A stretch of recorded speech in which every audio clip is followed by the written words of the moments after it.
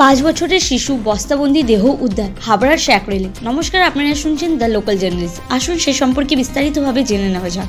হাবড়ার শ্যাকরেল থানার অন্তর্গত রায়গঞ্জ বাণীপুর 2 নম্বর ব্লক এলাকায় একটি 5 বছরের শিশু নিখোঁজ হয়ে যায়। তাকে আশেপাশে এলাকায় খোঁজাখুঁজি করেও সন্ধান পাওয়া যায়নি। গতকাল শনিবার রাত্রে প্রায় 1:30 নাগাদ তার বাড়ির লোকজন খবর পান যে গঙ্গার ধারে একটি বস্তাবন্দি শিশুর দেহ উদ্ধার হয়েছে। খবর পেয়ে বাড়ির লোকজন ছুটে যান সেখানে।